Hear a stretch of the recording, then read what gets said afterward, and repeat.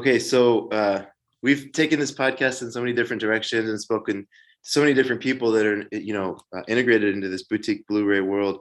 Can't believe that Z Shu actually said yes to this discussion. Z, I'm so happy to be speaking with you tonight.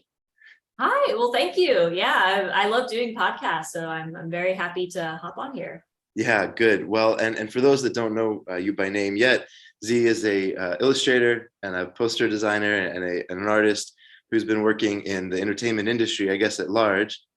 Specifically, I know you have some projects that recently got you quite a bit of acclaim with Marvel and Sega and some really cool projects. Um, my geeky self Mhm. is very excited. When I found out you did the Ron Steel book, uh, no, not saying that just because you're here. That was my favorite package design probably in the last like 3 years.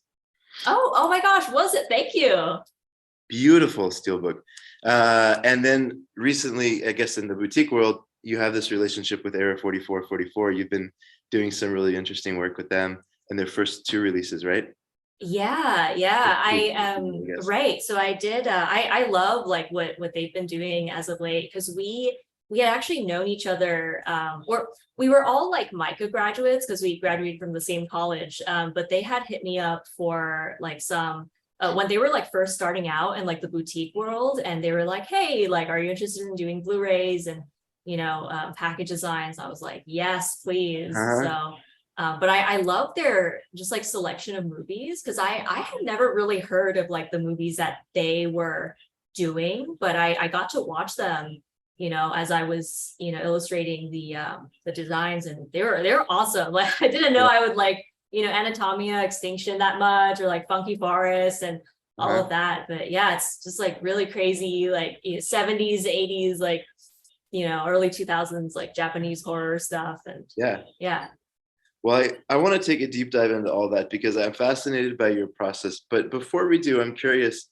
So I was reading your bio. You were born in the Hainan island of Hainan, right? And then Yeah. moved to the US and then went to college in Maryland and then also in Iceland. Is that right? So I went to college in Maryland, and I graduated at from MICA. It's a Maryland Institute College of Art.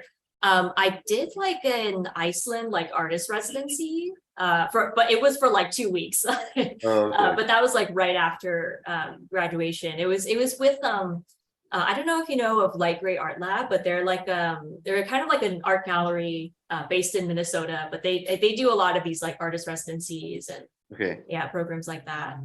And okay, so that's super interesting. And so that was you had 2 weeks that you were living in, I guess Reykjavik, I'm assuming, or somewhere. Yeah, it was, well, we went around southern Iceland for those 2 weeks. So but it was actually like we did explore like Reykjavik a little bit, but it was see, I wish I remembered these names. Like Icelandic names are so hard, but it was basically we had like rented out this like this house in like the middle of nowhere in Iceland. Oh, cool. But yeah, no, it was a lot of just like scenic, exploring nature and that kind of stuff. It was really good. Good Um, for graphics design schools and horror films. oh Remote. yeah, like completely unrelated things, but yeah, like inspiration wise though, it's That's great. cool. That's beautiful. Okay, great. And so you what from what I understand, there's a really good interview you did.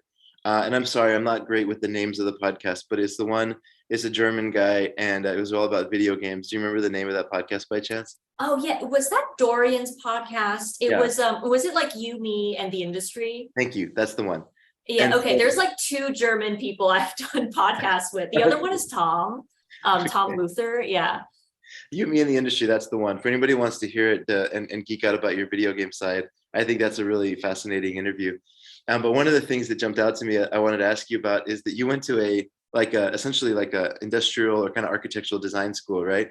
And at some point, and I might be getting the details slightly wrong, but that at some point you realized you didn't really want to go down that path, and you wanted to kind of get more into entertainment and do like different things other than that more. Right. Yeah. So well, MICA wasn't it wasn't industrial design. Well, it had an architecture program. I actually did take some architecture classes there, but it was like it was largely fine arts and also graphic design. It did have a huge illustration department, but the illustration department in it was very it was like very geared towards like editorial art. Oh, So that's what it was. That's what it was. yeah, the editorial industry. It like I felt like, I really enjoyed my time there. And I think I'm like very privileged and like lucky to even go to an art school. But I think that the like it was kind of like the artistic direction and style it was like pushing a lot of the students to do wasn't it didn't really align with like the type of art I wanted to do. And I was kind of confused because I was always very into like films and like video games. I wanted to, which is why I wanted to become like a concept artist for a large part of my like when I was a teenager. So I really wanted to do like concept art and entertainment design for like video games and movies. But the thing is, I like chose the wrong art school to. This is like why it's so important to like choose the right college to go to if people are going to college at all. Like, I just like the school I went to just did not. It just like didn't focus on that, and so it wasn't until I think I was like halfway through that school when I got really into movies. Like, I think it was because I was very burnt out on like what the school was like having me do. So I needed like a side hobby, and I was like, I'm just gonna watch like a bunch of movies. And so I watched like I was like watching a lot of classic films. And I didn't really grow up on movies at all, and so there was like a lot of movies that it's like everyone has seen, but I just like never saw them. And so I just like, made a huge list and I just like went down. And then afterwards, I was kind of like, yeah, maybe I can do something with like poster designs for like movies or like bands or something like that. Because I really liked kind of doing, I think I really find it easy when like other people tell me what to do with something. And it's like a subject matter that I find really interesting myself. Okay. So yeah. And so I, for my senior thesis, I had discovered that there was kind of like a small, poster, like alternative movie poster, like resurgence, or there's like a sort of illustrated movie poster resurgence coming around at the time. And I like, it's such a small world. And I think I just had like a big enough ego to be like, okay, I think I'm gonna do it. But I really also just like wanted to do a lot of things with package designs and like, DVD, Blu-ray illustrations and that sort of work. So I did that for like my senior thesis. And then right afterwards, I began to like kind of find work in the industry. Yeah, like I think so much of it is just like luck and, that kind of thing. I mean, all I heard in that was that if you want to get into your passion, go to MICA, and then even if it's the wrong school, and then just go do what you want to do because you have good training. No, I'm just kidding. Right. But you touched on something that I wanted to get into, so I might as well just jump like right into it because this is what I think is super interesting. I've been collecting DVDs since about 2001, 2002. So I've kind of seen two waves, right? The first wave was everybody had a DVD player, everybody had a collection. So it wasn't a matter of like, are you buying DVDs or not? But it's like, what type are you buying? More of like that. And now this new wave, a lot of people are saying physical media is dead. And that's true in the sense of like, not everybody has a player. But now we're seeing this like amazing wave right now of some films that maybe not even had DVD releases, but are getting like beautiful Blu-ray releases and restorations and now 4K. And the collector market is really strong. And the thing that I think is fascinating is graphic art and the way the package looks is so much of the discussion, right? Oh, totally. Yeah, no, I definitely think it's definitely like I've seen a lot of people have told me they didn't realize this is like an avenue of art they can pursue.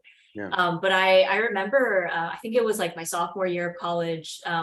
The thing that introduced me to like the whole DVD, package design like world was that I had an illustration teacher who he like assigned everyone. I think he was also really into movies, but he assigned everyone a movie to do like a mock. I think it was like a mock DVD, just like package designed for, and it was like we were just supposed to illustrate like the front and back cover for it. Okay. And I got like really into it, and I had no didn't know why. But I think like the movie I got was like Vertigo, Nice. like Hitchcock's Vertigo. And I just like went all out on it, and I ordered like blank DVDs on eBay, and I worked at the post office at the time, and they like I could print out DVD labels in there.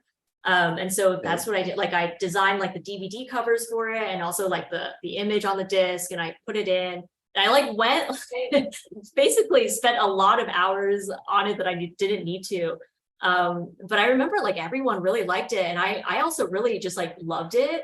And so I think that's kind of what introduced me to it. Like, and afterwards I was like, yeah, I'd really like to do more of this in the future. Because it's like, it's such a really interesting, like, just like avenue, it's like, not only do I have to think about like the front and back covers, but it's also like, sometimes I get to design like disc and, illustrate stuff like that, or like the booklets inside. I think that's just very cool. Yeah. It's so many different parts of the brain that are kind of being activated at a time, right? Because you're like, you really need to understand what it's about and kind of have that empathy, I think, to try to understand what the movie's about. Yeah. And I haven't even done like too much of it. Like I've done a few DVD stuff afterwards, but I think like the best jobs, or like the jobs that are the most fun, is when you kind of have to use your knowledge of the movie to like create something cool. From the whole, package. And I've seen a lot of like really great designs come from like illustrators and, poster, like movie artists, and yeah. Well, so just because, even though it's not boutique, it's just literally one of my favorite pieces of art in the last like few years. So can you walk me through what that was for Ron? Because, and I'll just say this really quickly, then I don't want to like lead you in any direction, but the thing that I love about that cover so much is that specific image, I don't know for sure if it's in the movie, but it like somehow perfectly captures the energy of the movie. Oh, thank you. Yeah. And like, I just remember as soon as I picked it up, I was like, that person nailed it. That's like, oh my gosh, thank you. Yeah. So can you walk through, like, were you a fan of the movie? Like, how did you get in touch with them? Like, can you walk through the background of that at all? Yeah, that was really like a dream job for me. So I had, I feel like with getting in touch with like potential clients and stuff, it's just like a lot of luck, and also just kind of being there at the right time, right place. But, I'm a part of, I'm represented by like an agent, like an agency right now called Poster Posse. A lot of the artists in it had already worked with Lionsgate Entertainment. And I think that Lionsgate was searching for like a new artist to work with for their new Ron release from Akira Kurosawa. And I think a few people had recommended me, which is why they got in contact with me. At first they sent me, it was so funny. The art director sent me a message on Instagram, and I never check my Instagram.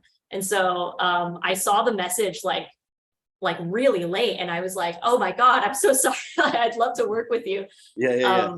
But yeah, and they were like super, super great people to work with.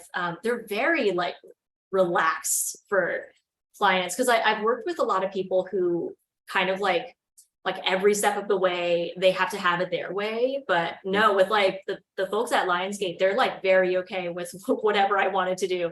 But with that cover, they were like, yeah, they actually already had it was like the image for the cover ready, like, or they had like an idea of what they wanted to do for the cover, with like the face of the main character. Yeah. The king, the old man in it. And they were kind of like, yeah, we just want you to draw this, basically, like just paint this, maybe like, do something with the back and like the discs and stuff inside. And they just wanted it to look like more illustrative than just like a photo, because I think it was like they were planning to release it with Best Buy, and Best Buy like rarely releases classic movies, like movies like Ron, or movies like that. And so this was kind of like rare for Best Buy to do that, but they were like, yeah, we should do something more like artistic for this. And so that's how I basically like work with them. Amazing. Yeah, well, you nailed it. And then all of a sudden, I guess going to the way that I kind of found out about you specifically was in talking to Logan and Sam from Era 4444. After I spoke with them, I just casually said, just by the way, I love your cover designs. Like, who are y'all doing those? Like, who's doing that? And then they brought you up. So you said that y'all went to school together. Kind of at what point did they contact you, or how did that relationship get started? Yeah, we had all went to MICA. I think they were like they're like a year or so younger than me. But we had never like actually met each other or talked to each other at MICA. It was just that they knew that I did a lot of like cover art and poster art. And so they actually reached out to me when they were first starting the boutique company up. Mhm. I think it's probably through some like other MICA connections. Like we definitely know a lot of like the same people. Sure. Yeah. And so they, once you agreed to do it, they sent you the copy of the movie essentially, and just kind of had you watch it and start to build out what you thought those images should be. Was it something like that? Yeah. I like the first one we did was Anatomia Mhm. Extinction. And so I had never actually like I hadn't seen any of these movies, but yeah, like Anatomia was previously, I think it was like a Japanese only release because it was like it's like that one of that director's like Right. first movies really. And so but I watched it, I was like, this is really cool. Like I love this. And it's not even an hour, right? Or it's just at an hour. It's really short. Yeah. Yeah. Anyways, no, I just mean in terms of like distribution. I'm sure it was just in Japan. It was probably difficult to get too much distribution outside of Japan for that. But okay, and so then it's like, so you come back essentially with like a sketch and you say, I think this is kind of how I want to represent it, and they're like, oh my gosh, I love it, and then you go draw that more formally. Like, is that kind Yeah, of how it goes? like that's how I do most of my client stuff, just like show them some concepts and go on from there. Usually I send like usually a few work in progress shots before the final. But yeah, like I think that some clients, like they were really great to work with. I think that some clients I think it really depends because sometimes people will want like more me to show like every step of the process, and other times I'm just like, okay, sketch and then final. Yeah. Well, I'm glad to hear they're easy to work with. I could have to get on them if not. But so between one of the things that jumped out to me that I'm just interested in, so in Anatomia and Funky Forest and Warped Forest, those are the three that you've done with them so far, right? Mhm. Yeah. In all those three, the images that were used on the cover, um, all were from these like very visually distinct moments in the movie. So as you're going through it, whether it's like a character or sometimes with the brown box and on the forest release, it was a series of images. But it was all these very like visually distinct images from the film. So is that conscious on your part, or as you're watching, are those just the things that you remember? Or like Yeah, what's the process like? right. With the Anatomia one, that was like the scene.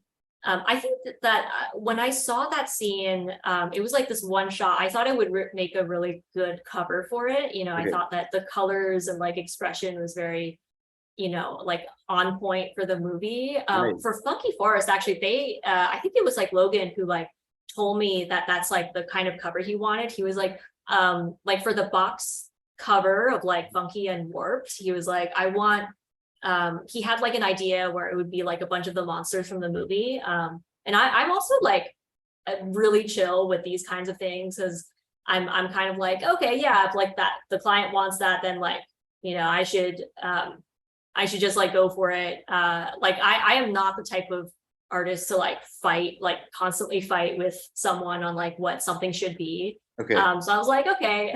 Like, but yeah, like usually with all of like the movies that I do art for, it's like one scene or like one pose or something that I like that really speaks to me. Um, and that I feel like visually it's like you can tell the whole story of the movie with that. Yeah, If that makes any sense. Yeah. that definitely does. What this might be a bit of a weird question, so if I need to like try to explain it, just feel free to push back. But like, what are the internal kind of muscles that you need to develop to be able to get fast at that? Right? Because like I'm imagining as like a 12-year-old, you probably couldn't have the same like skill at just like identifying those key moments now and being able to like right Yeah. off the cover, right? Like, do you know how that like what muscles were you Right. using? Yeah. Yeah, that's like a really interesting question. I think let me think. Like I feel like anyone could get really good at that. I think it's just like watching a lot of movies probably. Yeah. Um, but it also might be just like because I remember ever since I was like young, I've always like made like mock book covers and like video game covers and that kind of thing. So I feel like that's always just kind of spoken to me. But I think it's also just like when you watch like a movie you really like, there's probably a few scenes that, like think about like your favorite scenes from it, Hmm. and like why you like that scene. I think that really helps me like identify like what kind of things I want to draw from these movies itself. That's super interesting. Yeah. So and also probably a combination of seeing movies and maybe also just seeing covers. Maybe I mean I don't know. Yeah, That's what yeah. you say, Yeah, like I really did like look at a lot of great like poster artists and like artists who are already working in this scene, which is like actually not that many. I think it's such a tiny like industry actually. but oh really? But yeah, like I think that I researched a lot on it and like had a list of like artists that I really liked and like, I remember like trying to I don't do it too much nowadays, but like when I first got really into this kind of thing, I would kind of like do a lot of focus and like deep analyzation on like Yeah. how like why I like their covers so much. But I think that they kind of do the same thing. They look for a scene that's kind of like emblematic of the whole, it depicts the whole movie and it tells it with just like one simple thing. Um, and so I think that's probably like also inspired me. Yeah, that's interesting. I'm just thinking about like have you ever seen the Fellini movie Eight and a Half? Yeah. I did a poster for it. Okay, I was gonna ask about that because I saw that. Yeah, I was hoping you had seen it. I don't know sometimes if you were just like having fun, but I saw that on your list. So this is where I think I'm not meant to be an artist because that scene for me is. Do you remember near the end of the movie where he's under the table and he's hiding because he doesn't know like Yeah. he's like trying to run away from the fact that he's not finished and there's so many voices that are like coming down on him and he's just overwhelmed and he just crawls under the table and like he kind of has like a it's before he comes back and then just like becomes Fellini or in this case Mastroianni or whatever but like that's the scene but it's not like a cinematic scene at all like it's not a visual Right. Oh, interesting yeah. scene. That's like another interesting thing. Like with those posters, those like classic movie posters I did, they were all for my senior thesis. Okay. Like I really want to do more classic film posters. It's just like so like most of the time I get hit up for like a modern movie that's like just about to come out, which is fine, but I think there's something to like black and white movies or like old movies or old foreign movies especially. They're like so I'm just like I love them so much. And I just like try to have a lot of fun with those. I think another thing, it's interesting you mentioned that like something I also try to do with all of my stuff, like I don't want to because like a lot of I think a lot of people when they get in the poster scene, they're like, okay, I'm gonna make posters of like, and it's gonna be big heads of the actors, like Okay. it's like the stars of the show or like the film are on the poster itself. Mhm. And it's like all the Marvel posters you see, everyone, Yeah.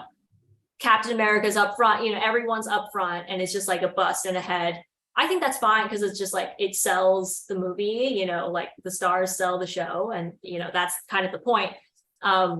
but it's like, so I would die like if that's all like I did. And so I try to make them have like a pose, or like sometimes I do have to do that sort of thing where it's just like an exact copy of like something from the film. But I also try to definitely like bring something new to it. Like with those like classic movie posters, I want them to have their own like poses on the poster, you know, like I sometimes like I don't want to like copy too much from the movie, or if I do copy from the movie, I want to like change a lot of elements of it, if that makes sense. Yeah, no, totally. And in Yeah. fact, I don't think anybody from Criterion listens to this, but if anyone from Criterion is listening, check out Z's Persona poster, because that's one of my favorite ones. Oh, The yeah. Birdie movie, I think it captures a lot of what you're saying. Yeah, yeah. Like just like thinking about like the meaning of like or whatever message like the movie tells, and like, you know, and putting that in something that's like different than it's like not just the head of the actor, but it's like, you know, it's something more. Right. So I guess speaking of that, so help me understand a little bit. Like, what are the movies you would like to do? Like, if you had all the time and money in the world, like, what are the movies that you would want to be doing? Is it classic films? Is it like, classic films from a particular country? Is it horror movies? Like, where do you want to focus? Yeah, I think definitely more classic movies. I did like I did a because I think that's just when I produced my best work, Okay. honestly. Like I think it's I really like film in black and white. I think it's because like with black and white, you can do so much with just like those two colors, and you know, so much with like lighting to just Oh like yeah. tell a really dramatic, like effective story. I think like some of my favorite pieces I've done are like is like the run, the package for that, and also the like I did a release for Passion of Joan of Arc with Black Dragon Press. I just like really like doing old movies, that's and where like so much of it is about like the like heightened drama, you know.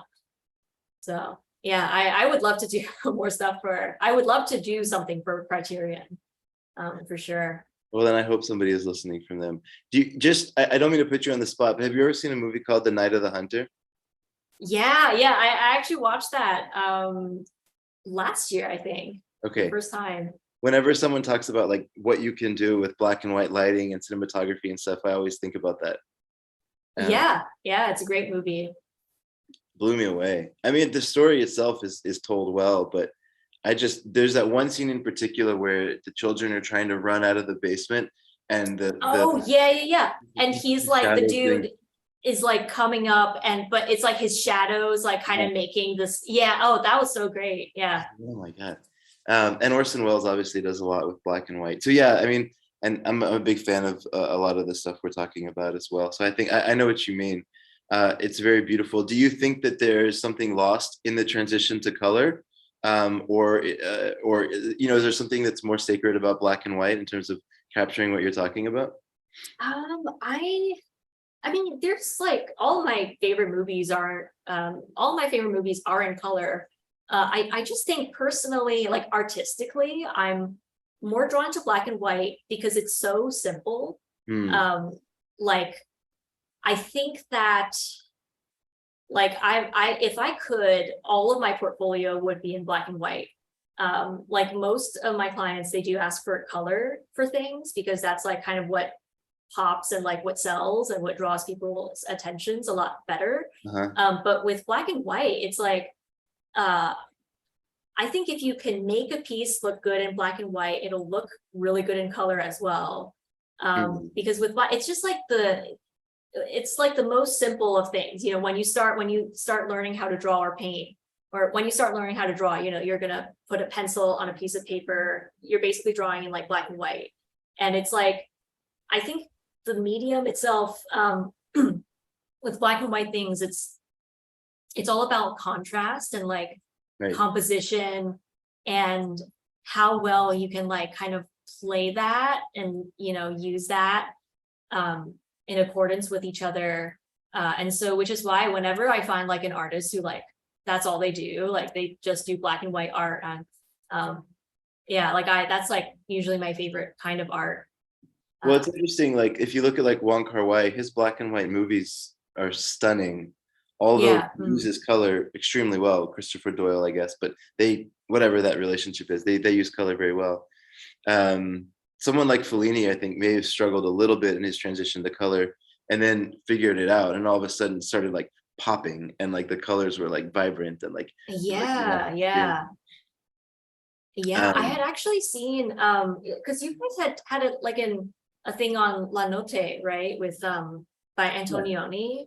yeah, Yeah, I love that movie. Like I love all of his movies. But he does like, great, so like his black and white films are like so beautiful. And I think that's the other thing too. It's like so elegant, yeah. movies that kind of like effectively utilize that really well. So Um, yeah, no, I totally agree. So I kind of want to go back just for a minute, not to have too abrupt of a transition, but I kind of want to go back to a point from earlier because I'm curious about this. This is one of the things I was most excited about when you agreed to come on.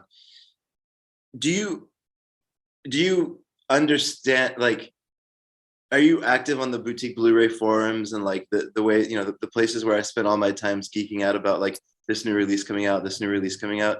so I know of those forums because I've Okay. actually had people email me saying like they found my art through those forums, but Oh, like cool. I would never I don't step foot on those forums because I found that very often. It was actually when I did the Ron Steele book, the art directors emailed me and they were kind of like, see, people are talking about this on the forums, and it was all positive, but like I was also like, oh, please don't tell that to me. Like, well, like I don't want to hear it. I don't want to see anything about it. But I know of those forums. Yeah. But and the main reason I'm asking is, are you aware of how much art dictates sales in 2022 in the boutique Blu-ray market? I haven't Like, thought of it that much actually. I'm willing to say that it's like the number one or two reason that people buy stuff right now. The collector's market buys Right. stuff right now. Yeah. Like, it's certainly not number three. You might say director or particular label that people just trust or whatever. Like there's different things that maybe could be one. But I mean, the stuff that pops out, like Severn's had a couple of really beautiful box sets that they've put out, Oh, yeah. right? And that's what people are talking about, right? I think it just like sucks, like draws people in, sucks people in, and they spend their money Yeah, on it. totally. It's kind of like it's like collecting vinyls. It's like, yeah, we are moving in a more, digital space. Like now everyone has like Netflix and HBO Max, and we can watch like any movies, but there is something, but because of that, because like now everything's more digital, like I think that makes collecting like the physical thing like like a really great like really cool hobby for like a lot of people because it just like makes the physical aspect of it more sacred, you know? And it's just something beautiful to present. Like I think a lot of times the stuff that really stands out, people like to show on their shelves and just have that as like they're proud of it, like, hey, look at this beautiful thing that I have. Yeah, yeah, totally. So I hope the main reason I bring it up is I want to make sure how impactful the work you're doing is on people buying this stuff. Maybe Oh, thank you. um, yeah, it's real though. Like it's amazing to think how much people are impact. It's like that. It's almost like, because I'm in, when I'm not doing this, I'm in sales for an IT company, and we talk about this idea that when you're walking into a room, you have like 30 seconds to get a deal, and obviously that's Yeah, an yeah. extreme, right? But it's that first impression is really meaningful. Yeah, yeah, totally. Like I do conventions sometimes, and it's like kind of the same thing, it's just like the art that like the first impression, even just like when you meet an artist in person for the first time, like I think about that a lot actually. It's just like how kind of like how you come off to people, and also like your work has to make like a statement, it has Yeah. to impress them upon like the first, when their eye goes to it, they have to be drawn to it. Yeah, exactly. Well, I guess speaking of that, no one has bigger fans than Lucas. Or so I'm just curious, how was the? I would say I'm probably like one of the more chill. I enjoy the Star Wars universe, but I wouldn't necessarily live or die by it. Like it's fun; they're fun movies. But I know there are fans that will live and die by those. So how was the reception to the work you did with them? Were you attacked, or are you reporting safe? Oh yeah, no, I am reporting safe from, yeah, the Lucasfilm Star Wars thing. That was really cool. Yeah, they were also like such a great team of art directors and like Uh, animators and people to work with. Yeah, I did like the mural for Star Wars Day on Disney Plus 2021. And it was so like they gave me a warning before it was posted, and they were like, with all the artists who worked on that campaign, they were just like, just to let you guys know, Star Wars fans are absolutely crazy, and like they will, you know, you are no matter how good your work is, they will probably like there will be haters, and uh-huh, but there will also be like a lot of lovers, and just uh-huh, like do not, and they were like, do not respond to the hateful comments. They're just like, this is bad, like just ignore them and uh-huh. like move on. And I was like, all right, cool. And then it was really funny because like I ended up having to turn off notifications because like I realized whenever I post like a piece of art that makes the rounds, and like there's a lot of people retweeting it and commenting and quote retweeting. Yeah, like every so often I do get someone who's like a super huge asshole about it, or like with the Star Wars thing, it was got like 1 million or so likes or something on Instagram. And so there was a lot of comments, and I got like a lot of DMs, and just like a lot of people coming to me on Twitter and Instagram. A lot, some of them were like really weird. And some of Uh-huh. them were like insinuating I was like putting in hidden messages, like because I think I drew Rey and like Kylo Ren circling each other, and someone like DM me and they were just like, did Lucasfilm tell you to like put these two characters together because like are they trying to make like Rey and Kylo Ren like canon? Is it like a canon ship? And I was like, what are you talking about? It's so crazy. But yeah, no, there was like a lot of really lovely people. A lot of people were assholes, but like I think that's just kind of the nature of like doing anything for Star Wars. Because like I know a bunch of artists who work for Star Wars stuff, and they've also like got those kinds of comments that were like super, it was just from like hypercritical fans who think that like their way is like, it's like their way or the highway. But I just I ignore them. I'm like, who are they to me? Like, No, exactly. so No, you have to do that. I always wonder, like you hear about people like just, I don't know, Andy Warhol, for example, who was like who made some more like populist art, later in his career.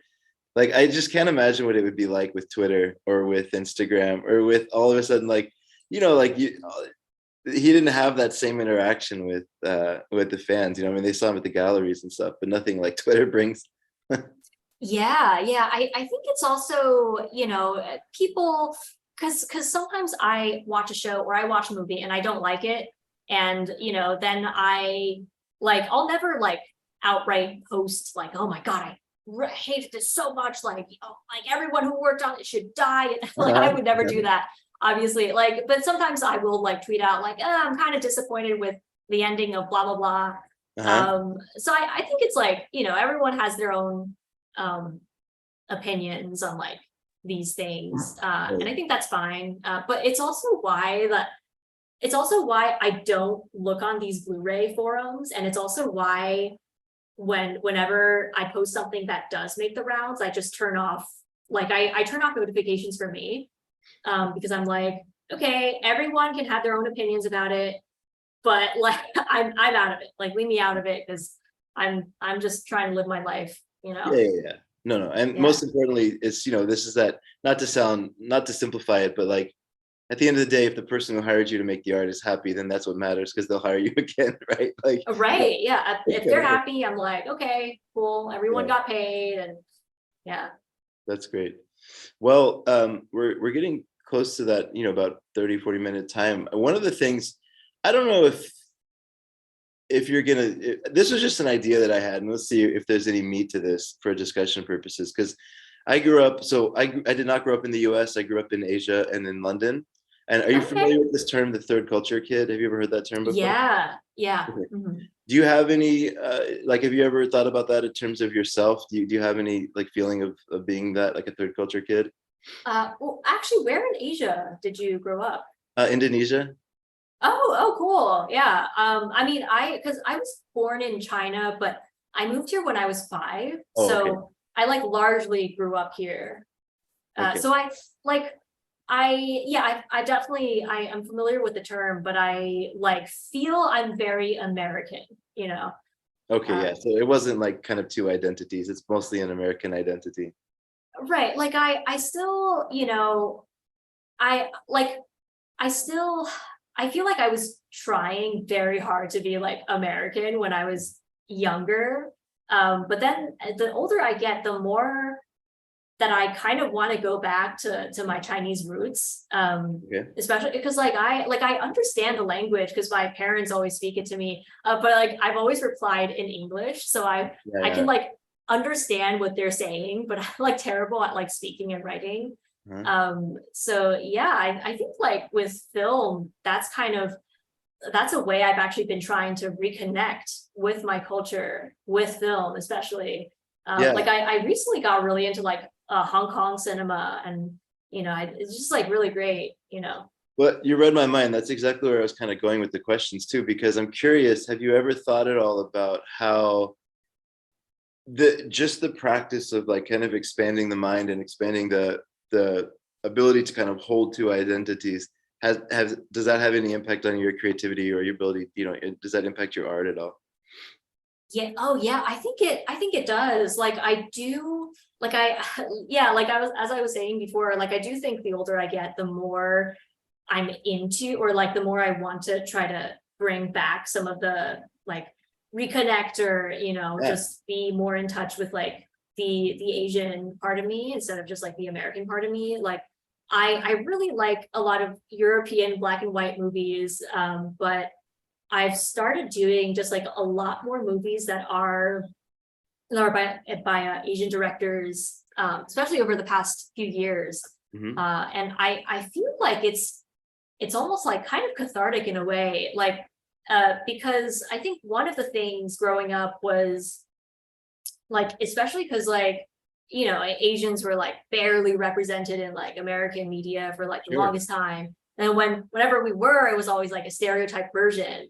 Sure. And so I like it wasn't until I discovered like more Asian cinema, began watching more of those, that I was like, oh wow, like I had this moment where I was like, oh, like these people look like me.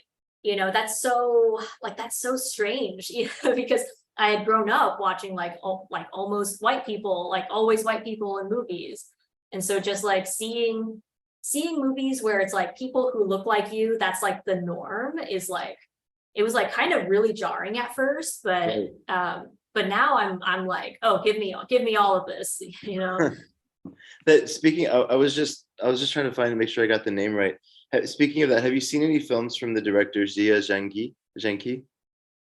uh Like Jia, Jia, and then Zhangke, Zhang. Um, uh I'll send you. Anyways, that he has done something that I think is kind of tying this conversation together for me. So you talk about the simplicity of black and white. mhm. His films have a very simple aesthetic. Like I think relatively low budget films, at least some of them. But he's able to. I think he even with that. I think he uses the simplicity to his advantage, both visually as well as sort of in the way that he tells stories. They're very simple stories, but they capture sort of like these moments in time when, as uh, different parts of where he grew up and just different parts of Chinese life. But anyways, if you haven't seen anything, I'll send you his name, and you may, just based on the way this conversation is going, that may be somebody you really like. Yeah. Oh, wait, actually, how do you spell his name again? So Is it Jia, uh and then last name, or anyways, so, the family name I think is ZH. Angke. Oh, oh yeah, yeah, yeah. I've heard of his movies. I actually don't think I've seen anything from him though. Yeah. There, there's some of, I think I have at least one, if not two of his in my top 20. But yeah, they're just, he comes to mind for me in the way that we've been talking, just some of the themes that have come up in the discussion here with you today, as far as like the way that art can be beautiful even when it's simple. And then Yeah. as you talk about getting into your heritage, I guess the two kind of connected for me.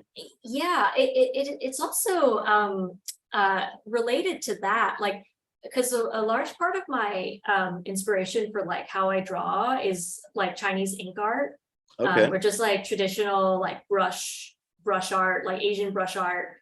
Like I love like Japanese Zen paintings and like traditional Chinese paintings of like mountains and horses. Like it's just Yeah. so simple, all it's like sometimes it's just like one strong brushstroke and like a few mini brushstrokes. And it's just like the way that people can capture like everything about like a place or like a person or like an animal in like one really quick and simple piece. Like I love that so much. Um, It's so interesting to hear you say that. I believe you, of course. It's just I'm trying to see if I can share my screen. Maybe I can't share my screen, but your personal art section of your website has four pictures, and they're amazing, first of all, but they're also very layered and interesting. Like I would say, yeah, not like yeah. one brushstroke, but it's like there's a lot going on in them, and they're very interesting. Yeah, I would say so. This is actually why I made right now. I made like my homepage on my website, like my sketchbook section, because Uh-huh. that's like kind of how I like think of art, or Okay. that's like the way I instinctively draw. Okay. With that like personal art section, I think it's because I it might be a problem actually for me. Like I run into this thing where I just love so many ways of like drawing and painting. I love like sometimes I'll see like one way of drawing, or like I'll see some artists do like a crazy detailed painting and I'm just like, oh my God, I want to do that for myself. So Uh, like, sometimes that like comes through and like a lot of my stuff where like some of my stuff is like super simple, but uh, like like my other stuff, like some of it can get really complex. yeah. And I think it actually it's become a problem sometimes when I like work with clients, because like I don't know if I can probably not share. I don't think I can share like the full details of this like Lionsgate job that I recently did, but they were they were basically asking me to do something super quick and super simple because they really like the brushy things the brush strokes and Yeah. the really quick drawings that I was doing. And Mhm. but like in my mind, I was like just really trying to do something a lot more complex. Okay. And then we kind of we didn't clash too much, but it was just but every time I handed them like a new version of the piece, they were just like, no, no, no, no, you just like it has to be simpler. Like it just like Uh, they uh, liked the really quick, like literally 3-minute sketch that I did of it, like so much better than than a lot of the things that I was sending in. And so I ended up just having to be like, all right, I'm just going to cut down on everything and, have it like be really simple. But yeah, like sometimes it's like it kind of gets confusing because I love like so many things. And sometimes like a client really likes one facet of what I do. And so that's like what they really want. yeah, yeah, But then I'll be like, oh, but I really want to do this other thing. But yeah. yeah. Well, whatever video game these four personal art panel boards come from, I want to play them. Oh, Um, thank you. Yeah, they're just no, I know they're personal. from Oh, your head, okay. Yeah. but I'm just saying that I can see them all as interesting video games. It remind that my I was really into video games until I was about 18, maybe 22, 23. So I stopped playing probably around like 2002, 2003ish. Hmm. But I grew up on the Final Fantasy games. Did you ever have Oh, you played them? yeah. Yeah, yeah, yeah. They're always very cinematic. I mean, limited graphics, but they're always very cinematic and they're always very interesting. Yeah, yeah. I'm actually my partner's very into Final Fantasy 14 right now. Okay. So he's been trying to get me to play it. And I've played a bit and I like it so far. I'm just like not, I feel like I need to turn off certain areas of my brain in order to like activate that part that like really likes like Japanese MMORPGs like that. So Yeah, well, I don't know how it is anymore, but I stopped playing at 10. Yeah, 10. And it always takes about 15-20 hours to like really get into it. yeah. So maybe I've it's been true for meaning this to too. check out like the older Final Fantasy game because I Uh, heard they're like a lot better than the remakes. yeah. Um I mean, I'm and biased, but yeah, I think for me it's like sometimes I like I recently got like the one of the old like Chrono Cross games, which I think is like very similar. yeah, definitely. And like my, you know, my partner who loves Final Fantasy, like he's been trying to get me to play the original Final Fantasy 7. But I look at the art and I'm just like, and it's just like really simple, you know. Their hands are like just like these Yeah, large yeah. cubes, you know. You know, they're like, and I think that it's like kind of old enough that it kind of takes me out of the experience, you know. I think Oh, I my see. brain has just been trained so much on like really realistic stuff nowadays that but I like still like love and appreciate those like older games for sure. Yeah. No, I don't know what it would be like if I started playing them now, but as a 15-year-old seeing Final Fantasy 7, it's just like, oh my God, the graphics are It's amazing. like the best thing ever. Yeah. So, but I don't, I'm sure, yeah, it's not the same now. Well, look, I asked for 30 to 40 minutes. We're getting close to an hour. Uh, this is exactly what I had hoped it would be. It's so nice to get to Oh sit down yay. and speak to someone who's behind the scenes. I mean, you are literally like the first, you're the face of these movies that you're releasing, right? I mean, that is like, it's the first thing people see when they're promoting them, like it's you, whether or not people know it or not. So I was really looking forward to this. Yeah, for sure. I loved talking. I love going on podcasts in general and like talking about movies and stuff like that. So yeah, Great. this was awesome. And where do you said you don't hang out on Instagram much. Where do people reach you if they want to book you or just want to chat? Like where you spend most of your time? Yeah, well, I am most of the time. I'm like always on Twitter, but right now I think that Twitter is like I literally think that ever since Elon Musk bought it, I think it's like done for, you know, Yeah. it's like one step away from shutting down. So I actually think I might just like move to Instagram when that Okay. happens. But basically everywhere on every single like social media site, Facebook, Twitter, Instagram, like YouTube, TikTok, I'm my handle is it's ZIQQIX. Okay. What Whenever I hear QQ, I think of boba tea. Does it have another meaning? What do you mean? Like So in the way the very so QQ, I think it in Mandarin it has like a meaning of like chewy or something, right? Doesn't it have like a meaning? Because I remember the reason I'm saying this, the very first boba tea shop that opened up in Dallas back in like 2001 or something was called QQ. And oh, for okay. years I Yeah. just didn't think anything of it, but I asked the owner one time, and I guess that's Taiwanese, so maybe it's a different language. But she was saying it's a way of kind of saying chewy essentially, and that's like for boba. Oh Um, yeah, I actually I feel like my Chinese isn't good enough to know, but okay. whenever I actually QQ was also it's also the name of like a really popular Chinese social media site. If Okay. you Okay. yeah, like QQ.com or something like that. But yeah, but that's like what I always think of. Nice. Okay. So ZIQQIX.